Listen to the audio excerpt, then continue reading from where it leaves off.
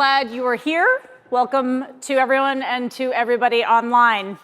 This morning, the Carnegie Foundation for the Advancement of Teaching and ETS announced a partnership they say will be seismically alter the landscape of educational assessment. The two, in collaboration with practitioners and policymakers, want to create a suite of competency-based assessments and tools to capture, and this is a quote, the full range of skills required for students to succeed in K-12, post-secondary education, and beyond. No big deal, right? Just like one or two skills? Okay, yeah. They will design, pilot, and distribute these assessments to measure the affective, behavioral, and cognitive skills necessary for success in the 21st century. I have to say, when I was asked to do this panel, I thought, oh, this will be interesting, interesting organizations. And then I read the press release and I thought, holy cow, this feels like a pretty big deal. So I've got here with me Tim Knowles, the president of the Carnegie Foundation, and Amit Sevak from ETS, CEO of ETS. Tim, kick us off here. Why do we need this? Why are you doing this? Well, thank you for having us, everybody, and thank you for joining us. Why are we doing this? We're doing this for a few big reasons. One, we know that the skills, the affective, behavioral, and cognitive skills, like perseverance, like collaboration, like the ability to communicate, like the ability to lead, we know these things are essential and predictive of success. And yet we haven't been in a point in time where we've been able to actually assess them. And we haven't been in that position in part because we have all these other standardized tests. And because there's been huge advancements in technology, in learning sciences, in data measurement, data sciences, that enable us now to do this. But ultimately, why?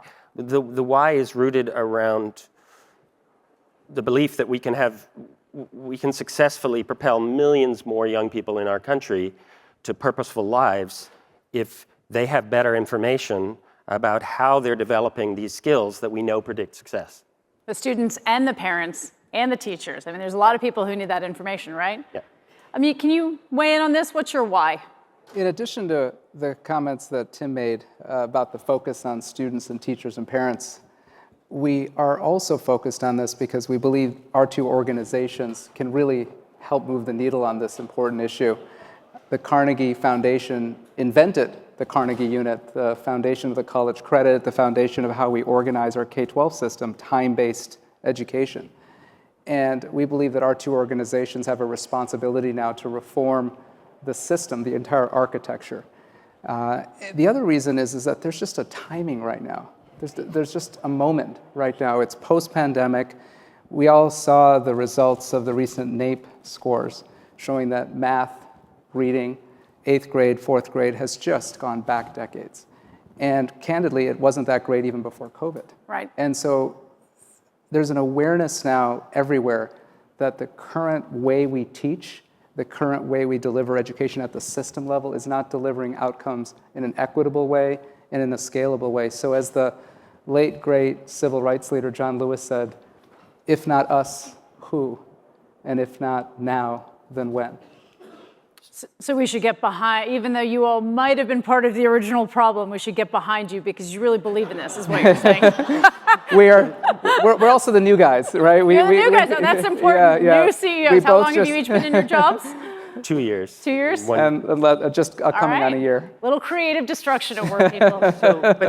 Can I say something more about this Carnegie Unit Yes, please. problem? Yeah, I think it's really important. So the Carnegie Unit, in 1906, the foundation introduced this thing called the Carnegie Unit, the credit hour. It has become the bedrock currency of the educational economy. It is ultimately shapes how schools, both K-12 and post-secondary, are organized. It shapes the daily work of teachers and professors. It impacts who gets financial aid, who doesn't, what accreditation is. It really is not just permeating the system, it is the system. So if you want to deconstruct or deconflate time and learning, then and enable young people to learn anywhere, as we know they can and do, then you need tools that can validate what they're learning. Otherwise, the competency-based ideas just stay at the edges, the margins, and don't penetrate the mainstream. And that's where, sadly, they have been. So this validation is ultimately about building trust, I think, with families and educators that a new kind of learning can occur. And without it, I think we're going to struggle to break through to prepare more young people for success in both post-secondary and career. Yeah, there's a powerful argument here that you change the assessment and you can change the system versus trying to change the system when the assessment doesn't change. So, tail that wags the dog, right? Treasure what you measure. It's one of the things that has to change. It's not to suggest that you change assessment and the whole thing changes. We've tried that a lot in this country, and we haven't got there.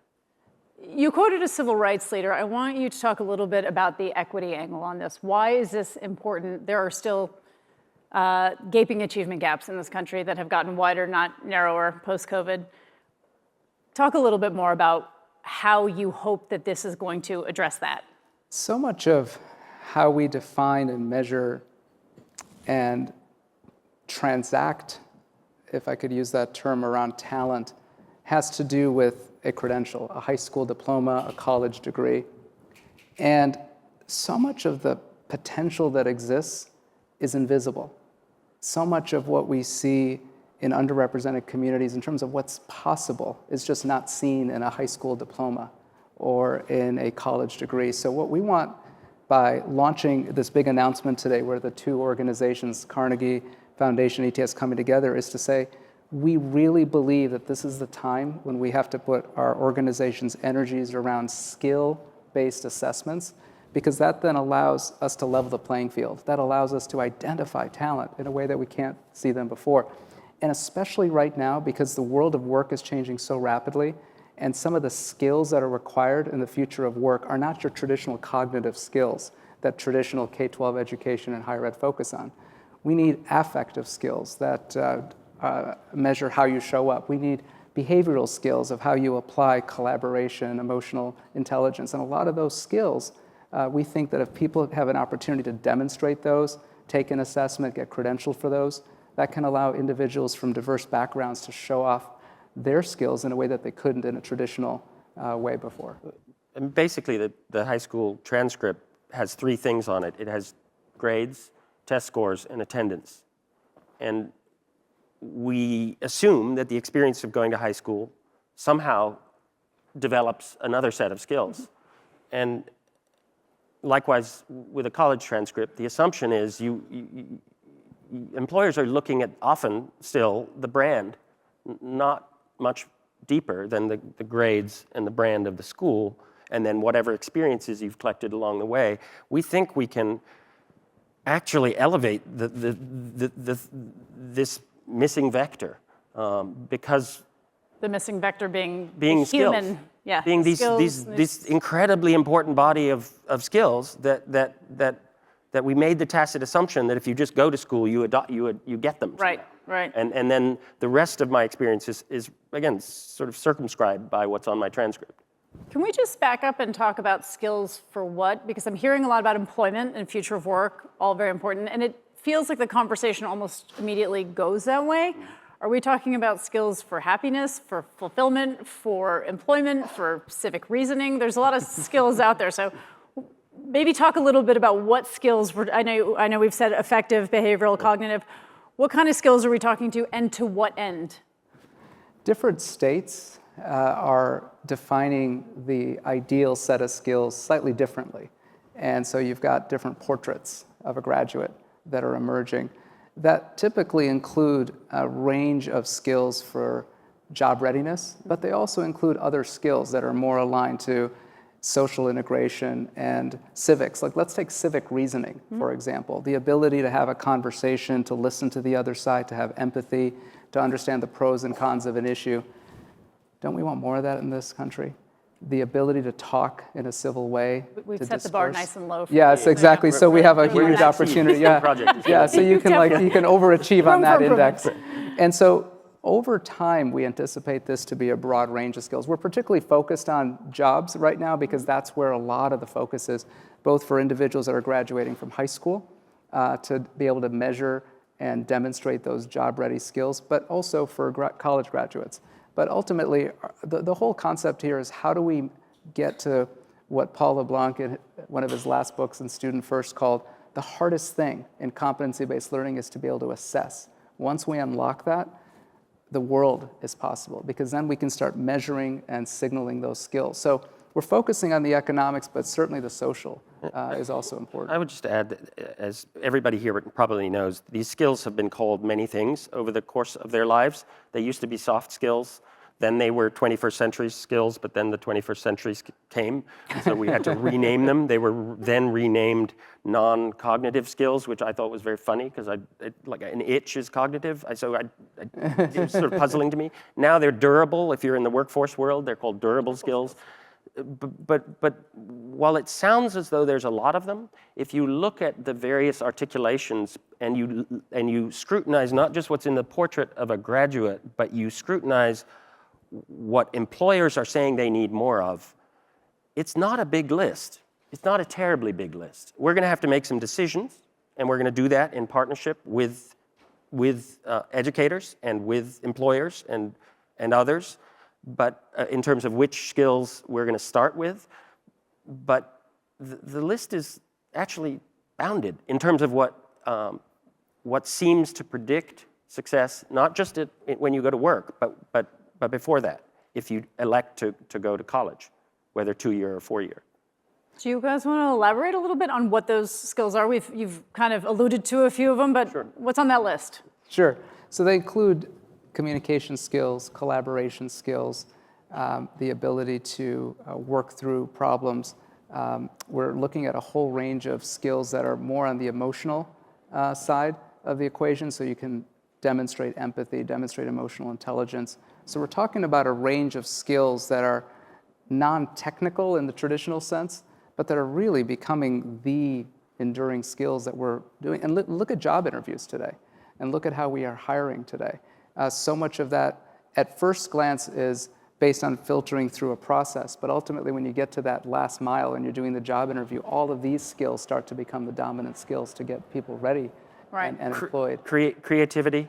Even the PISA is measuring creativity now, and we know this is important. Creative thinking, critical thinking, obviously. If my mother was here, she'd be very happy that I'm about to use this word. Pertinacity, which is... Help? Right, which is perseverance. It's hard work ethic. These are things that we can actually measure, and you can measure them in lots of ways. If I'm growing up on the south side of Chicago and I have to take my siblings to school every morning, and I then go to school, and then I have a job after school, that should show up, and I'm prevailing through school. That should show up as a strength, an asset, like a real, but currently those kinds of representations of perseverance are invisible. And so young people who may be growing up in some of the most resilient communities aren't rewarded or recognized for the things that they actually are bringing to the table that employers want. So those kinds of skills. So we're looking to level the playing field more, is what I'm hearing from both of you. But the skeptic in me is immediately imagining the affluent parent hiring the empathy tutor and the perseverance coach and the executive function coach is like, that's a big deal already. So these things can be gamed. Yeah, and so how do you avoid that? How do you factor that into your design principles? How do you deal with, that that's gonna come? A couple of things. So the first is we want to kick off the initiative. And so this initiative has a couple of pieces to it, right? First, we're wanting to start to really, in a systematic way, bring skills to the surface and start to get buy-in, start to build an ecosystem, start to really create a movement around this. And we don't see this as something that's going to take place in 6 months or a year. We see this as a decade-plus Education initiative. changes really fast. What are you talking about? And so what we're really advocating for is a reawakening of skills in this context. And so it's going to take time for this to become really a standard, to really become the way in which we start to measure progress in education, more about skills and about time. And so this is a research agenda we're driving. This is a policy agenda. This is a whole range of products and services. I bring all that up because all of these components are going to give us time to start to analyze what are the different ways that we can really ensure equity. We have to build this with an equity frame in mind, right? Otherwise, we're just repeating some of the things we've done in the past. Sorting and ranking and... What those normative assessments do, you mean? I don't know what you're talking about. Yeah. This is your game, not mine. What they don't do is they don't warrant authentic accomplishment. And I think as we think about what would a set of assessments do that would do that, what would they look like, what would it mean so that, I mean, the elite are always going to game the system. We're not going to be naive about that.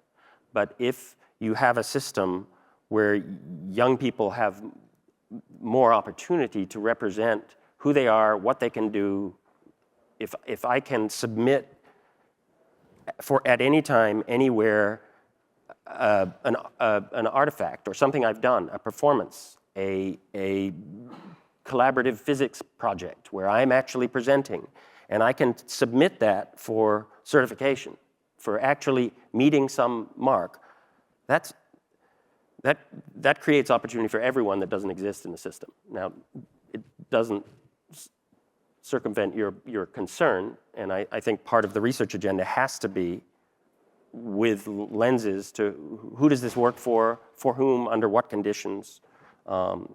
We need way more about context, which was definitely we need to attend to that. Somehow, ignored in the last iteration. How comfortable are we that we can measure these things? Well, I know you talked about PISA, and clearly Carnegie does a ton of work in this space, as does ETS. But there's, again, the sort of inherent skeptic in me is like, not just gaming the system, it just feels very imprecise and very messy. Where are we in kind of the development of measurement here? So the first step is we want to begin with the skills. And let's define what skills, right? Right now, we've got many different frameworks across the country, across states, around what are those core skills that we really want to have a high school graduate be ready for, a college graduate. So we define the skills. And by and large, we agree on 70, 80% of them, let's say, in most cases, most states, most universities are saying, yeah, these are the core skills that we want to have for preparing for the 21st century, let's say. Then it comes to defining the measurements to make sure that those skills are taking place at different levels, depending on the job or the requirements. And so, ETS has a rich history in developing very innovative types of assessments to measure those. And what's changed in ETS is that we're moving away from standardized tests that require a 3-hour test to doing much more bite-sized assessments that allow you to really measure at the micro level. And so our ability, particularly using generative AI, which we've been doing for years and are really now doubling down on, is allowing us to have all different kinds of assessments. So we already have a whole range of assessments. We're also looking at a whole range of project-based assessments. We're looking at different ways of what we call testless assessments, when you can start to imagine assessing individuals based on cameras and different ways to actually assess how an individual is performing, which, by the way, has much more authenticity. So we have a chance to, on your equity question, have people show up in a different way versus being prepped for a standardized test. So there's a whole explosion of assessments that are now coming. And many of them are already existing. There's formative assessments, interim assessments, lots of startups, many of them that are represented here at ASU+GSV. This is the mecca for startups in EdTech. And so there's a lot that's happened in just the last couple of years post-COVID that's giving us a lot of confidence that we're really at that perfect product moment fit, where these new assessment products are now hitting the moment where we're really able to scale them. And that's why we really want this to happen. We've been talking about competency-based learning for years at this conference and elsewhere. Right. But it's the assessments that's been the challenge. We haven't been able to have scalable, reliable assessments that can validly, over time, across diverse populations, assess individuals at the skill level, but now we have them. And not just at ETS, there's many companies, including those represented here, that are starting to deploy those, and that's what's giving us confidence that we now need a common architecture. We need new definitions of skills, a new way to ethically design and develop assessments, a new way to structure the measurement. And that's what this partnership's all about. It's really to start to signal that we need to really move towards a skill-based economy for education, less focused on time and more on skill. It's because the technology is now there to develop and to scale these assessments today. Tim, do you want to add anything to that? I think it's helpful to imagine a data system that was as much about the insights flowing to the people who are taking the tests, so students and families by extension, and educators by further extension, that are real time in terms of these. One can do this quickly now. We don't have to wait for, schools don't have to screech to a halt for 2 weeks in May or April. You can do this in real time. Students, families, and educators can get feedback in real time. And Amit talks a lot about the insights that we are interested in generating, so that, to use medical terminology, there's a much tighter connection between the diagnosis and the prescription. So if you get tighter relationship between those two things and you're getting the evidence in real time, you can really move the needle for young people. Not only does the school screech to a halt for 2 weeks in May, but the teachers don't typically see that data until their students have long gone. So they're now grappling with another set of students. This is really fundamentally opposite of that and what we're proposing. But undergirding that, I think if there's one thing I want to keep repeating, these are they're skills that are we know matter for future success. The current assessment regimes, parents and teachers have been impatient about them for a long time. They recognize they don't do a complete enough job. Colleges are just they're acknowledging it now, as we know. They're moving away. Scholars I know who've done very careful analysis of some of the traditional assessments will say the thing they're best at predicting is how well you do on your next assessment, which is maybe edgy, but true. They're not predictive of the things that we think really matter in the world. So we're at a point where we can get there, and so we have to do it. Right. There's urgency. Am I hearing correctly that you both really quite fundamentally believe that the system we have isn't working? I mean, what more data do you need? Just asking you the question. It's working for some people. I mean, it works for some people, of course. It works well for some people, but it isn't actually propelling enough young people to employment or opportunity. It's not about social and economic mobility. Right. Our current system is just not consistently delivering on the outcomes. It's not delivering on the promise of what K-12 education is all about. And we fundamentally believe that we have to just have a different dialogue and just move it to the center. Right. Competency-based learning has been around for a while in higher ed and in K-12, but it's been largely still on the edges. Right. It's the innovators, it's the disruptors. And now what we're proposing is that over this next decade, we start to make it part of the core and say, let's just elevate this. Let's put this along the side of a transcript. Let's make this core. The current system is working for some, but not for so many. When 4th grade and 8th grade reading and math scores are falling year over year behind. I mean, your NAEP, ETS does the analysis on the NAEP, so I hesitate to bring it up with Amit, but the NAEP results suggested during the pandemic we lost 30 years of gains in mathematics. If it takes us 30 years to get back to where we were before the pandemic, and we know what the stark reality of that looked like, Right. Why fight for that? Let's not fight for that. Let's pick some more ambitious goals. Right, yeah. Let's talk a little bit about the how, because we can't seem to agree what color the sky is in this country right now. And what you're talking about is a really fundamental reshaping. Even if there's a lot of agreement around it, I'm thinking of parents right now. And I'm thinking, wow, you can complain about grades and standardized tests, and a lot of people do, and I have, but they're familiar and comfortable. Mm-hmm. So tell me about the process by which you take this partnership, move it forward, and how that relates to mindset change. So just before, Amit, you jump in, just so it's not like ping pong, this isn't about supplanting the current system overnight. And we're not of that view, and we know that we need reliable, valid, comparable assessments in this country, for lots of good reasons. In terms of ensuring everybody is moving in the right direction. So we're not suggesting we swap this out.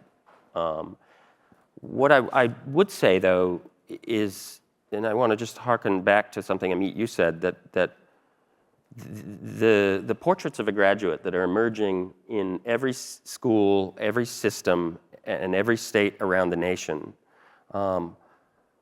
do suggest some level of American consensus, despite the noise, political noise that you hear. They do suggest people in red states and blue states are looking for very similar things. And embedded in those portraits are these skills. So while introducing anything into this context at this time, when we feel as polarized as we do, may seem risky, I actually think that there's something really important about this, and that over time, again, not supplanting, initially supplementing, we're going to find that this is a very powerful set of tools to reassure their parents, young people's parents, that they're actually developing the skills in school that they need. The new economy is not partisan. The new economy is unleashing forces that are leading all of us to need to rethink how we deliver education. This new economy that's so focused on digital skills and being able to apply them means, and parents get that. I think families are increasingly starting to go, gosh, the number of jobs that are out there that require sets of skills. And in a gig economy, and in an economy when there's mobility and you can work from home, and there's a lot of differences and changes happening in the world of work. So I would argue that what we're seeing happening is already starting, actually. Tech jobs where you don't need a bachelor's degree. Even accounting jobs. I just read on yesterday's paper about the legal jobs starting to be challenged once again with AI. And so what are those new skills that are actually going to still allow us to define jobs as we move forward? So I think that more and more this elevation of skills is at the core, and driving towards mastery of fundamental skills that are linked to pathways to work is so fundamental to our future economy. And if we imagine a world just 10 years from now, 15 years from now, where technology is doing so much of what we think of as jobs, this is actually not just about what am I preparing for in terms of work. It's what am I preparing for to be human? What are those skills that, as I integrate into a society, into the future, what are those things that are going to matter? So there's a lot of things at play here. And I think families are feeling the unease as the economy starts to shift. Whether you're from a working class background or a professional background, there's so much happening in the economy. And I think that's why this elevation and trying to find common language, a common ground. What's our agenda? Having a common research agenda that's across the country, proposing products and services in partnership with organizations. We're not going to be defining and developing them all. And then really working with policymakers in a very proactive way to start to have guidelines change so that we're starting to, over time, have skills be a centerpiece for this evolution. Because we think it's inevitable. We think it's inevitable, and we just want to help it transition in a smoother way than might otherwise be the case. And talk a little bit more about that process, the actual collaborative process. Like, what is this going to look like? How do you, when we get off the stage and you guys go back to your desks or your homes, wherever you work, like, what do you do? How does this take shape for the next 10 years? Together, ETS and Carnegie are building teams who will work in tight collaboration. I think one of our shared values, I think, is that we don't think we do this from an ivory tower, and many assessments have been built that way that aren't relevant when they land to teachers, to families. So that means that in addition to building cross-functional teams, we'll be working really closely with educators, and we'll be working really closely with state superintendents and system superintendents, and we'll be getting feedback at the various stages. So stage one is really which skills do we start with, and we're in the thick of it right now. And some of these things happen simultaneously. Then we're really going to flesh out what are the models for the products, for the tools. What do they look like? What are the experiences that young people, parents, educators have when they use these tools? There's a whole bunch of work around insights. Well, if you do want to link diagnosis and prescription, you need to build in the very best insights. They'll get smarter over time because we'll learn as we use the tools. But at the outset, you want good insights. So, and then places that are interested in piloting will work in partnership, close partnership with those. So at every stage on this adventure, we're going to be working not alone, but in close collaboration with key stakeholders. Just had this image of a choose your own adventure as you said that. You This wanted is to ours. It may not be yours. Sounds like fun. Do you have superintendents that you've been talking to? What kind of reaction are you getting to the idea? We're getting very positive. Yeah, we've talked to about a dozen state superintendents. We've been talking to districts. We've been talking to focus groups of other stakeholders in the process. Very positive. Initially, we've gotten feedback that, gosh, this is quite conceptual. Help us dig in. And so we've been together in partnership with them, starting to define particular research agendas, particular products and services, definitely on the policy side. I think any new initiative, the beginning is just really laying out what are the bets we're going to make. And we really are going to identify a couple of key skill sets based in close partnership with a couple of states that we're already in talks with. And then we're going to start to build assessments around those. And in partnership with the legislatures and the districts, start to build some of that guidelines and other ecosystems that over time build that momentum. It is exactly as Tim said, it's about trust. And it's about starting to develop a new paradigm for how skills can be the foundation for educational advancement and just having a common language on that. And so it'll be state by state that we'll start with in the coming months. But over time, we're anticipating and really planning for this to be much broader. And where do you expect to see resistance? You said that you think there's kind of broad agreement potentially through this new economy lens. So potentially we can agree that jobs are a good thing, skills are required for those jobs, and we need to be developing skills. So that feels fairly neutral. One thing I'm thinking about, but I would like to hear where you anticipate resistance is teachers. This is asking a lot of them, and we always ask a lot of them, right? They're already doing a lot, and now we're saying, oh, and by the way, not that they don't know that these aren't skills that need to be developed, they do, but now we're going to be assessing them, and that's an added layer of pressure. So how are you thinking about teachers, and where else do you potentially anticipate some resistance? Yeah. Well, teachers are under a lot of pressure these days, and so the last thing we want to do is add more to their plates. We're building this in partnership with teachers, and so what we're planning on doing and what we are already starting to do is have dialogue, understand some of the particular areas in which their curriculum is actually identifying already skills that are progressing and then having those be the foundation.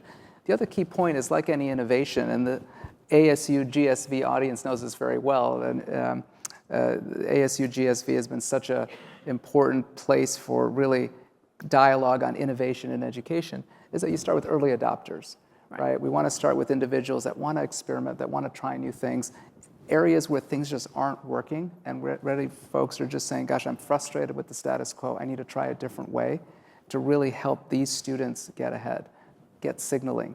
So we're looking to start with high schools in particular, because we see that as a real opportunity, not only to help them finish high school, but to help them be prepared for whatever comes after high school. So focusing on teachers, early adopters, particularly high school, and in areas where there's pain, right, where there's real need, and they're saying, you know what, we want.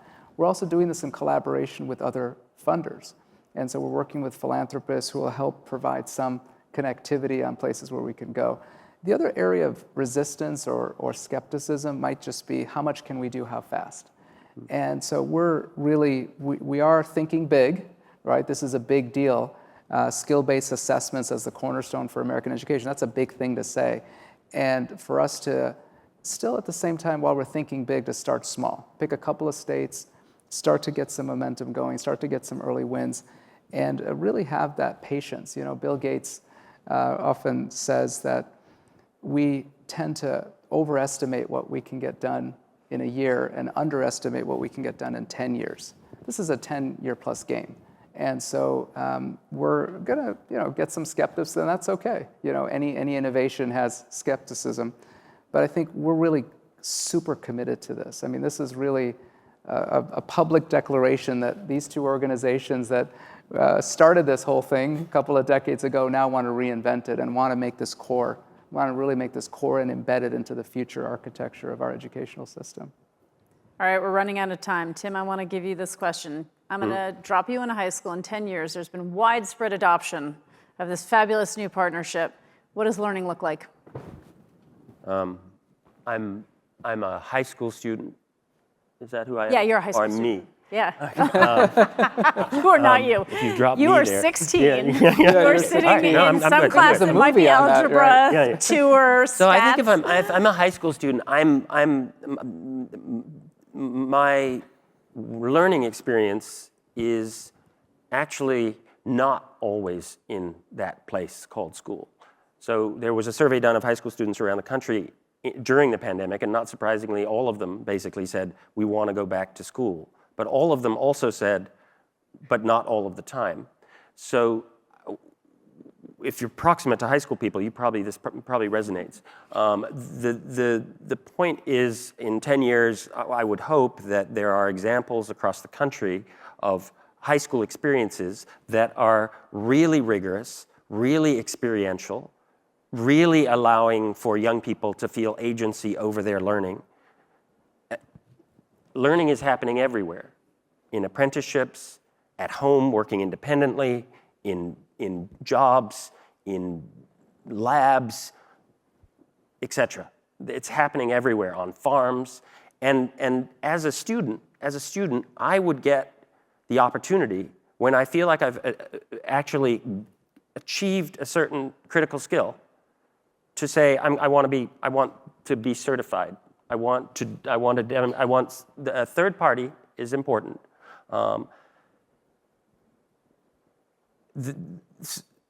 And I would have a record on my phone that would be a real-time record that would share with me, and I could share with my family or my friends how I'm progressing on that, and I'm getting my insights about what I might do. The teacher in this scenario, because this is the future of assessment. We also, as a country, need to think about the future of teaching. If you're gonna upend the Carnegie unit, disrupt this bedrock currency, you're not just, yes, you're thinking about assessment and skills, but you're also thinking about the design of school and the work and role of teacher. So that I think I have a different array of people who are my teachers. Some of them are in the schoolhouse, right. Some of them are out. Some of them I give access to my information about how I'm developing, and some of them I may not. But I think we have to envision that kind of school experience, particularly for young people in high school. If we're really intent on creating the inputs for all Americans that will ensure they can be successful in post-secondary school and/or career at whatever time they choose to go. So that's a quick think we need to wrap up here, but that's a great note to end on, because I actually think it's pretty easy, and I'm a pretty skeptical person to get excited about a future that sees more of a child reflects, or a young person reflects more of that back and allows more opportunities for learning to come in. As you say, these aren't new, they're everywhere. I was at a school this morning in Cajon Valley that is using a competency-based system. Maria Montessori and John Dewey are very happy today to be listening to this, to be listening to this assessment. We're gonna take it from the fringes into the mainstream. We just haven't scaled it at all. And scaled it. It's been hobbled in part by the absence of... If carefully designed and executed, could promote equity and inclusion and not sorting and ranking. So thank you very much for both being here. Good luck. Thank you. Thank you to all of you for being here.